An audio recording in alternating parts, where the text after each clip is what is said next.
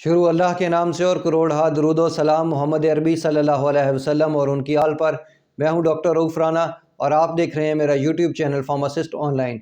Ruling अमूमी तौर पर मैदे की जलन, तज़ाबियत, खुराक की नाली में जलन, गैस्ट्रिक की पोजीशन या बदहज़मी की कैफियत के अंदर अमूमी तौर पर इस्तेमाल करवाई जाती है। इसका दुरुस्त तरीका इस्तेमाल क्या है, इसके मुमकिन साइड इफ़ेक्ट्स क्या क्या हैं और इन साइड इफ़ेक्ट से किस तरह बचा जा सकता है, किस तरह इस दवा के लंबे अरसे से इस्तेमाल से जिस्म के जो साइड इफ़ेक्ट्स हैं उससे बचा जा सकता है और इस दवा की कितनी मिक़दार लेनी चाहिए, ये तमाम मालूमात आज की इस वीडियो में शामिल हैं। इससे पहले कि आपने हमारा ये चैनल सब्सक्राइब नहीं किया तो बराए करम इसको सब्सक्राइब कर लीजिए ताकि हमारे आने वाली तमाम वीडियोज़ तवातर के साथ आपको मिलती रहें। रूलिंग के अंदर जो एक्टिव इंग्रेडिएंट जो साल्ट पाया जाता है उसे ओमिप्राज़ोल कहते हैं। ओमिप्राज़ोल अद्वियात के ग्रुप प्रोटॉन पंप इनहिबिटर से ताल्लुक़ रखता है। ये मैदे के अंदर प्रोटॉन पे अफेक्ट करता है और उसकी जो एसिड की प्रोडक्शन है उसको कम कर देता है। हमारे जिस्म के अंदर कुदरत ने निज़ाम रखा है कि इब्तदाई तौर पर मैदे में खुराक को हज़म करने के लिए तेज़ाब मौजूद होता है जो खुराक को हज़म करने में मुआवन साबित होता है, लेकिन कुछ कंडीशन की वजह से, कुछ बीमारियों की वजह से ये तेज़ाब की जो प्रोडक्शन है मैदे के अंदर वो ज़्यादा हो सकती है, या हमारे मसालादार चीज़ें खाने की वजह से या खट्टी चीज़ें का इस्तेमाल की वजह से ये मैदे के अंदर जो है एसिड की प्रोडक्शन वो ज़्यादा हो जाती है। ऐसी कंडीशन के अंदर मैदे में मौजूद जो खुलियाँ हैं उस पर अफेक्ट होता है और वो मुतासिर होते हैं और मैदे के अंदर जलन प्रोड्यूस हो जाती है, या खुराक की नाली के अंदर भी जलन का एहसास होता है, मैदे के अंदर तज़ाबियत का एहसास हो रहा होता है और गैस्ट्रिक प्रॉब्लम होते हैं। ऐसी कंडीशन के अंदर रोलिंग का इस्तेमाल करवाया जाता है जो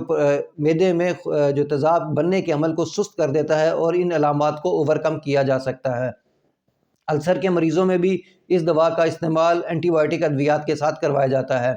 80% जो दवाई है ये गुर्दे के रास्ते जिस्म से खारिज हो जाती है और 20% जो है वो खून में शामिल रहती है और बाकी दूसरे रास्तों से इसके एक्सक्रीशन होती है। प्रेग्नेंट ख़वातीन को इस दवा का इस्तेमाल इंतहाई सोच समझ के और डॉक्टर के मशवरे से ही करवाना चाहिए, चूँकि इस दवा की मिक़दार दूध से खारिज हो रही होती है और बच्चे तक पहुँच रही होती है। ऐसी ख़वातीन जो अपने बच्चों को दूध पिला रही हैं उनमें सिर्फ़ और सिर्फ डॉक्टर के मशवरे के मुताबिक ही और इंतहाई ज़रूरी हालात में ही इस दवा का इस्तेमाल करवाना चाहिए, चूँकि 1 साल की उम्र से कम बच्चों के अंदर इस दवा का इस्तेमाल सिर्फ़ और सिर्फ इंतहाई ज़रूरत के वक्त ही करवाया जा सकता है। ऐसे मरीज़ जो डिप्रेशन का शिकार होते हैं तो उनमें इस बात का ख़दशा होता है कि चूँकि डिप्रेशन की वजह से उनके मैदे के मसाइल ना जन्म ले लें, तो एहतियाती तौर पर डिप्रेशन के पेशेंट के अंदर भी इस दवा का इस्तेमाल एंटी डिप्रेसेंट अद्वियात के साथ भी करवाया जाता है। ऐसे मरीज़ जो दिल की अद्वियात या शुगर की अद्वियात या ब्लड प्रेशर के अद्वियात लंबे अरसे से लेते हैं और उनको काफ़ी मिक़दार में अद्वियात का इस्तेमाल करना पड़ता है,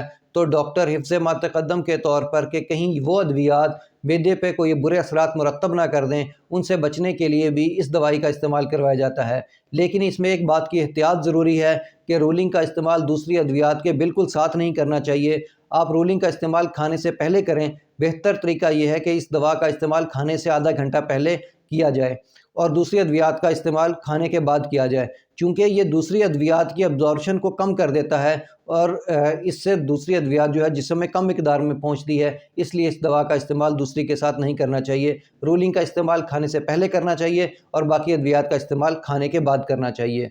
लंबे अरसे तक इस दवा के इस्तेमाल के साथ ऐसे अफराद जिनकी उम्र 50 से ज़्यादा हो चुकी हो, काफ़ी अरसे से इसका इस्तेमाल करते रहे हों, उनमें इस बात का ख़दशा होता है कि उनके कहीं कूल्हे की हड्डी वगैरह फ्रैक्चर ना हो जाए, चूँकि ये दवाई जो है ये जिस्म के अंदर कैल्शियम के अब्ज़ॉर्प्शन को कम कर देती है, इसलिए इस कंडीशन के अंदर इस बात का ख़दशा मौजूद होता है। एक हालिया तहकीक के मुताबिक जिस्म के अंदर मैग्नीशियम की मिक़दार भी रोलिंग के इस्तेमाल से कम हो जाती है,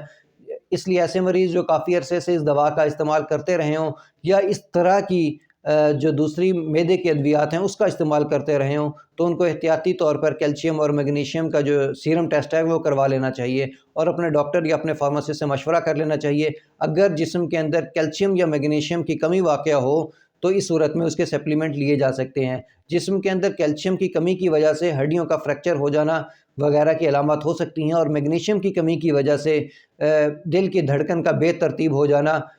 مسل کی اسٹریچنس ہو سکتی ہے، مسل اکڑ سکتے ہیں، جسم کے اندر درد ہو سکتا ہے، گلا گھٹتا ہوا محسوس ہو سکتا ہے، یا بہت طویل عرصے سے پیچس لگے رہتے ہیں۔ یہ تمام میگنیشیم کی کمی کی وجہ سے ہوتا ہے۔ اس کے ممکنہ سائیڈ افیکٹ میں سر درد، سر چکرانا، متلی کی کیفیت وغیرہ ہو سکتی ہیں، یا ڈرائی ماؤتھ، منہ کا خشک ہو جانا، گلے کا خشک ہو جانا، لیکن تمام مریضوں کے اندر یہ علامات ظاہر نہیں ہوتی۔ مجھے امید ہے کہ میری یہ ویڈیو آپ کو پسند آئی ہوگی۔ اگر پسند آئے تو اسے لائک اور شیئر ضرور کیجیے گا۔ اللہ آپ کو اور آپ کے تمام اہل خانہ کو صحت والی زندگی عطا کرے۔ اللہ حافظ۔